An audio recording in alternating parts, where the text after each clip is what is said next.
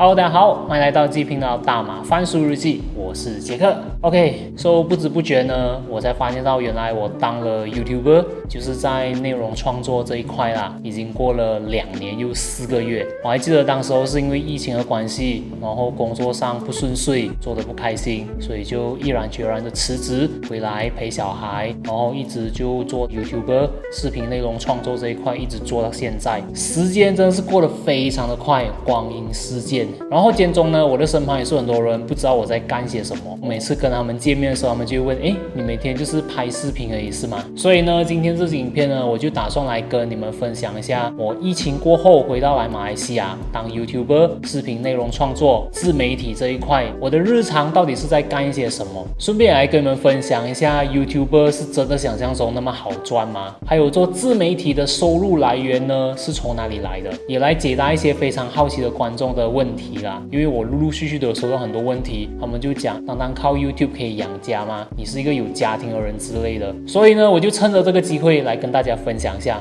我的 YouTuber 日常，还有我当了 YouTuber 2年又4个月的一些想法。Let's go。OK。So， 今天呢有一个蛮特别的拍摄，然后我打算要带你们跟着我的脚步一起去看一看我的一些日常，就是当了 YouTuber 过后的日常是怎么样的。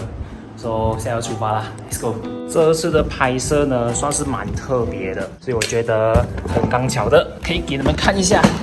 然后这次拍摄是需要带到很大箱的行李，因为里面包括了我的全部的拍摄器材啊，还有我的行李。是的，我要出差了。好，所以呢，我已经到达了我要前往拍摄的地点了。嚓啦！哇，我这次的拍摄地点呢，就是在这边啦。OK， 所以呢，自从当了 YouTuber 过后，我的工作性质啊，就是跟之前朝9晚5是完全不一样的。我之前呢，在 Office 做工比较长的时间，就是在公司里面打字啊、看电脑啊、对着电脑跟 customer 讲话这样子。但是当了内容创作者过后，比较多的时间就是会在外面拍摄，就好像这次我非常荣幸的受到了 Resort World Cruises 的邀请，来体验他们家的邮轮而且很开心的是，他们竟然可以让我把鸡嫂还有小番薯一起带上船，就有一种好像在工作之余，然后又可以享受娱乐啊。当然，工作还工作，还是有一点点的压力的。所以现在就让你们看一下我的那个行程吧 ，Let's go。OK， 所以呢，现在我已经在邮轮上了，然后刚刚也是完成了一些在邮轮上的拍摄。现在呢，就趁着有空档，我就要来 check 一下我的 email， 因为其实我算是工作嘛，我没有办法在一个完全放松的情况下去享受这整个过程啦。但享受还是会有的，只是讲没有那么多%在那边啦，还是需要工作的。那么趁着空档呢，通常我都会来做一些比较简单的工作。那么通常如果我是有出外拍摄啊，或者是要去好几天，就好像现在这样子，在外面拍摄的时候，我是尽量不要带笔记电脑的啦，因为这是有点重，所以呢，通常我都会带上这一款 Realme Pad X 出门，因为讲真的，它是非常的轻薄，它只有499克，非常方便携带，不管去到哪里呢，我都能够随时办公，就是它已经成为了我的移动办公室吧。再加上呢，它的屏幕是非常的大的，大屏幕，但是没有笔电那么重，所以这就是为什么我要选择把它带出门的原因啦。重点是呢，它还有杜比音效，也就是说，在我空闲的时候，工作之余还能够满足娱乐用途，完全可以享受到很有层次感的音质环绕。所以带上它对我来讲是非常方便，而且又好用的啦。这个是它的原装键盘啊，通常呢我都会把它装上去一起使用，因为这样子会比较方便，就是这样子套上去而已。其实我主要我只是要 check 看有没有什么比较重要的 email 啦。如果是比较重要的，可能要必须先回复的，我才会去做回复，不然的话我都会留着先。所以现在先 go through 一轮先。所以呢，检查 email、reply email 应该是每天啊，一天有好几次啊，都是要做的其中一个工作啊。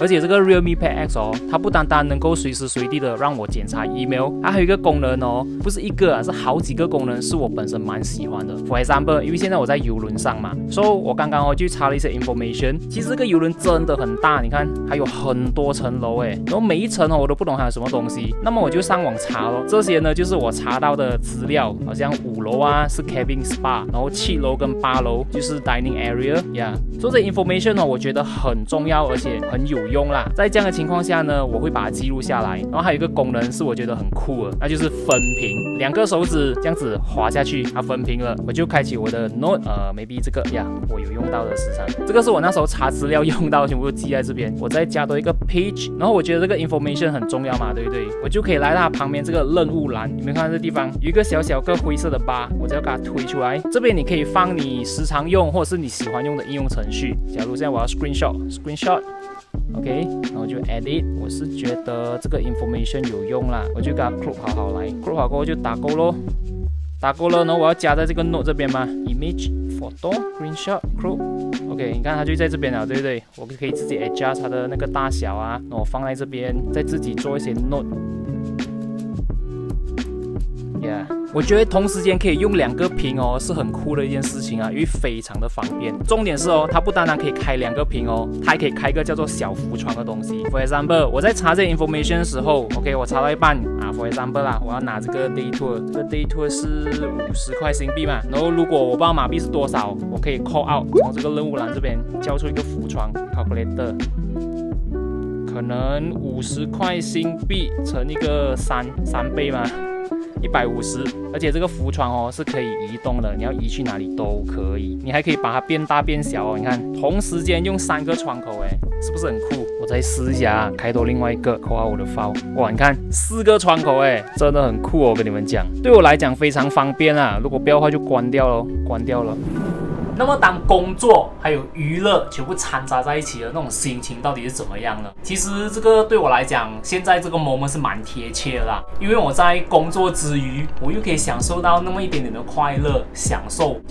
这整个邮轮里面的整个 environment， 然后它的 facility。但其实我是在工作，可是当这2样东西掺在一起的时候，有时候会分不清楚，是一个很独特、很特别的感觉来。但相比之前呢，在公司里面做工的那种感觉是完全不一样的。对，我在工作，可是我不会感觉到很压力，所以我蛮高兴的，我可以走上视频创作者这条路了，在我人生中给我一个非常不一样的体验，而这些呢都是很正面的体验。那么现在就让我继续享受当下吧，享受这个海景。没事，我跟你讲，我在工作，可是我是蛮享受的。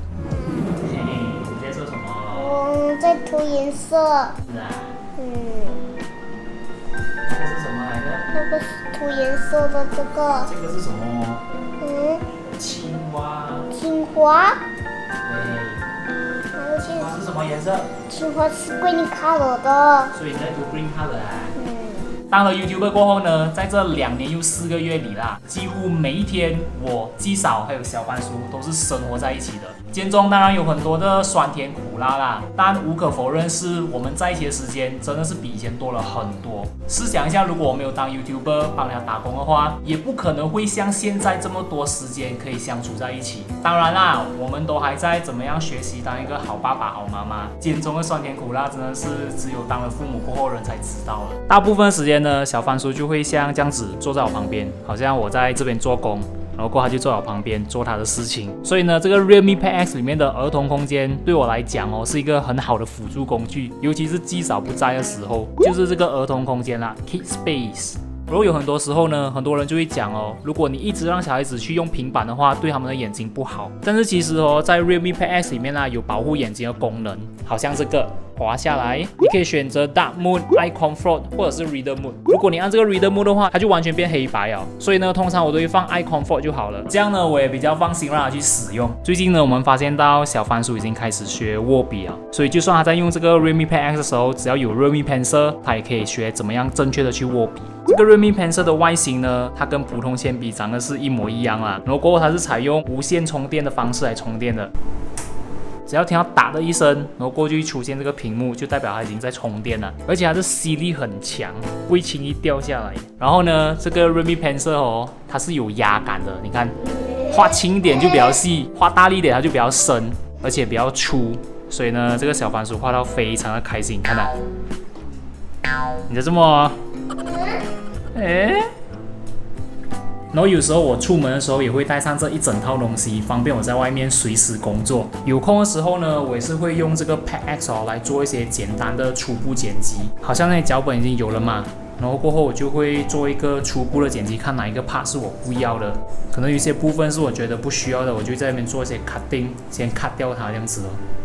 这些呢都是我成为了 YouTuber 过后，基本上每一天都在做的东西。当然不单单只是剪辑而已啦，还有做别的东西的。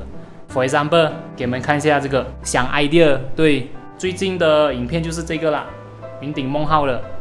我在进入拍摄之前其实自己会写一些 mind map 或者是脚本，这个是我的最初的 mind map 啊。好像如果我要做这支影片，我的标题会是什么啊？然后它的 scene 会要有分几个 part， 全部都会做类似这样子的 mind map 出来。而且有了这支 Realme Pencil， 我在创作的时候会更加有创意。For example， 给你们看这个。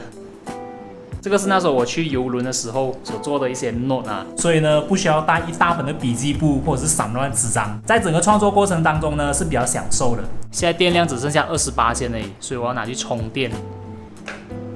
这个 Realme Pad X 它拥有一颗8340毫安时的大电池，所以呢它续航能力是非常的强的。我这个通常是用4天才需要充电的，如果普通用的话啦。所以呢 YouTuber 工作不外乎就是想 idea、剪辑、创作。当然间中还有很多东西是很难一时就直接跟你们分享出来了啦，但是其实整个过程我是蛮乐在其中的啦。接下来就是 YouTuber 真的那么好赚吗？其实自从我当了 YouTuber 过后，不管是我身边的人啊，或者是观众朋友啊，都一直想要知道，如果你成为了内容创作者过后，是不是真的那么好赚？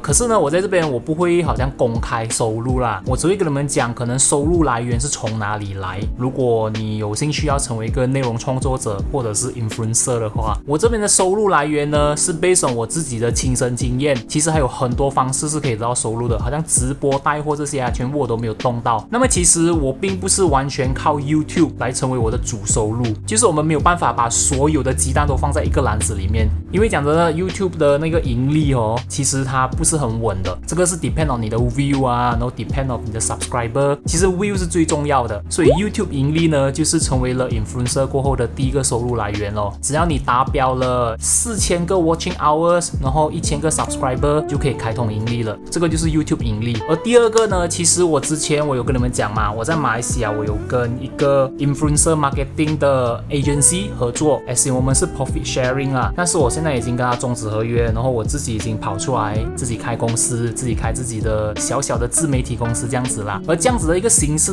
其实我在中国那一边啦也是有这样子的一个 agency contract， 这个是我的第二个收入来源。为什么我会有这样子的接触呢？因为之前我还跟马来西亚的 influencer marketing agency 还有 contract 的时候，这个中国的 influencer marketing agency 他就找到了我，然后我的马来西亚的这边的 agency 就跟他那边 agency 做了沟通，就是他们会做搬运视频的动作。其实我在西瓜视频啊还有哔哩哔哩都是有一个官方账号的，如果你们有哔哩哔哩有西瓜视频，你们可以去找一找，但是其实那里的 view 也还 OK 而已，然后那边也是可以得到一点点的收入，因为我本身跟那边 agency 也是 profit sharing 是对半的。因为讲真的，我对中国那边的市场是完全没有任何概念也不知道的，就交给他们去做了，有就有，没有的话也当做是一个 experience 这样子，这个就是第二个收入来源啦。而第三个收入来源呢就是业配啦。其实我觉得业配对每一个 influencer 来讲，可能在马来西亚吧，业配算是蛮重要的，因为它算是蛮主要的一个收入来源，但是我也没有把它100%放在我的主收入里面。因为讲真的，接业配我自己本身是觉得我喜欢的东西，它的品牌必须有一定的 quality， 这样子我才敢在我的社交媒体里面分享，或是在我的影片里面分享。然后业配的方式也是有很多种啦，可能有一些只是 sponsor 你物品啊 ，sponsor 你的产品给你去使用，你就帮他打一个小小广告啊，在你的视频里面就穿插。要不然有一些就是对给你钱，叫你帮他做一个 dedicated 的视频，这些全部也是其中一个收入来源。但有时候业配接的太多你会觉得很累，所以为什么我不要把全部东西都放在一个篮子里面，就是这个样子啦。第4个收入来源呢，就是观众打赏。对，如果你们有注意到我的每一支影片的描述栏底下我都会有一个 link 是问你们要不要请我喝杯咖啡啊。其实那个算是观众打赏来的，因为讲真的，内容创作或者是影片制作需要很多不一样的背景音乐、不一样的素材，或者是不一样的插图，这些全部都需要给钱的。可能有一些 influencer 他们用的是那种免费的素材，可是我自己用的 background music 啊，或者是一些编辑软件啊，我都是付费的。所以呢，当有观众打赏的时候，我都会把这些打赏放回去我的这些 subscription fee 里面。所以观众打赏呢，对 influencer 来讲算是另外一个收入来源吧。最后一个呢，就是最近 YouTube 为了帮创作者而创造出的另外一个观众打赏，叫做超级感谢。是的，如果你们有注意到当你们在看 YouTube 的时候，你们会在影片里面看到啦，有一个 love 的 button， 对，这个就叫超级感谢。观众都可以通过这个超级感谢给予一些支持，这些也是算另外一个收入来源。因为我觉得 YouTube 本身知道创作者呢其实真的不容易，所以他们也是在想办法让我们这些创作者怎么去维持我们的这些经济来源啊。所以呢，如果你们觉得我的影片不错的话，然后如果你们也有这个闲钱，可能也可以支持一下。因为讲真的，你们的这些打赏我都会用回去我的所有的 subscription fee， 这些打赏其实真的不多的呀，所以多多支持。这个 Realme Pad X 它不单单能够支持 5G 的网络，就是讲你在使用时网速更快以外，它还支持 5G 的双 SIM 卡，意思就是讲它可以放2张 SIM 卡，或者是1张 SIM 卡再加1张记忆卡。而我本身呢是放2张 SIM 卡，一张是马来西亚的 SIM 卡，然后一张是新加坡 SIM 卡。因为我时常来回新加坡跟马来西亚嘛，所以我时常都会带着这个 Realme Pad X 两边走，我又不需要麻烦换 SIM 卡，对我来讲是非常方便的啦。其实在这2年又4个月里面啦，我觉得还蛮不可思议的。想象如果不是因为这个疫情我看我现在生活还应该是那种中规中矩、朝九晚五，然后墨守成规的我从来没有想过现在的我这样会自己打理一间小小的公司，摆脱了无聊的白领生活，摆脱了那些无聊的办公室政治。总的来说，这一切对我来讲是非常有意义的啦。所以呢，我从来都没有后悔我做的那个决定。但是呢，接下来的挑战还是一样的会很多，尤其是在经济这一块。虽然我没有把全部东西都放在一个篮子里面，但是我的东西是分到蛮散的。然后你要在这样的情况下，把每一个不一样的篮子去维持到一个可以持续的一个状态其实真的不简单只是说我现在已经把一窝熟的那个几率降低了，但是因为太多东西了，所以有时候时间上还是会蛮难去 handle 的。这个是我目前遇到的一个问题啦，对，会想办法解决，所以这个算是一个很大的挑战，除非我变成了一个很大的 YouTuber 咯。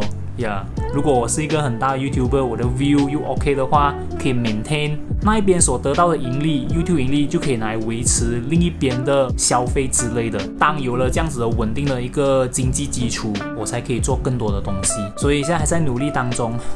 不管怎么样啦，我觉得这个内容创作我还是要坚持的，因为它对我来讲，在我的人生意义中扮演了一个很大的角色。就好像我上一支影片讲的，我是没有那么容易放弃这个东西的，就算我做 part time 都好，我都一定会出影片。所以我是希望我会一直都可以上传影片，然后你们也可以一直的支持我，偶尔就回来看看我的影片就好了。好啦，我觉得今天影片就到这边啦。如果你们觉得这支影片不错的话，我这样子的分享对你们有一点的帮助，就给一个赞。还有，如果你们对这一款 Realme Pad X 感兴趣的话，可以点击描述栏里的链接去查询更多资料。我会把所有的优惠信息都放在描述栏底下。Realme Pad X 是一款搭载了一颗6纳米工质骁龙680处理器的平板，再加上了 Realme UI 3.0， 也优化了整个平板的使用体验，不管是工作或者是学习都非常适合，我觉得是非常好用的，很适合一家大小同时使用，就好像我跟小番薯这样。所以如果你们感兴趣，可以点击描述栏里的链接去看一看。